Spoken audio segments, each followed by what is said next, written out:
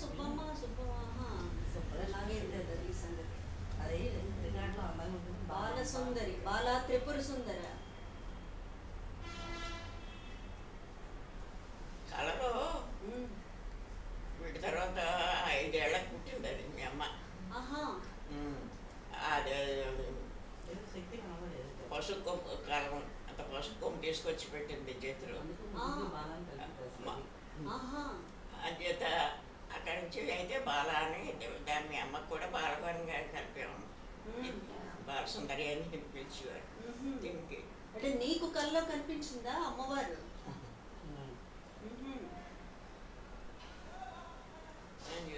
ఆ పేరు వాళ్ళు వాళ్ళు.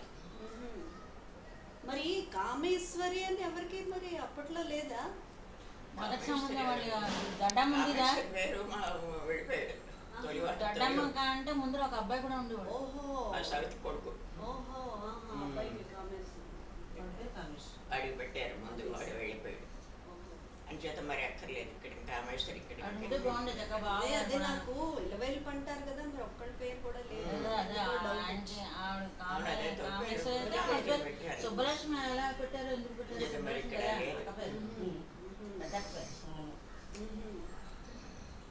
బాగుంది. ఇంకా బాలపిన్ని పేరు? అదే బాలే. బాల, మళ్ళీ బాల, బాలాంబ. బాలాంబ. బాలాంబ అని కొన్ని స్కూల్లో ఉండేది. ఆ తర్వాత ఈ మామూలు స్కూల్ మానేసి బీటీ కాలేజ్ జాయిన్ అయినప్పుడు బాలసుందరి పెట్టించుకుంది. అది ఎందుకు పెట్టారంటే బాలమ్మ, బాల అంటే ఇది కొంచెం చదివేదో అవ్వలేదు, బాలసుందరి చదువుకుంది, అందుకే దీనికి బాలసుందరి అని పెడితే దీనికి చదువు ఇది వస్తుంది అన్నట్టుగా మార్చారు పేరు. మార్చారు.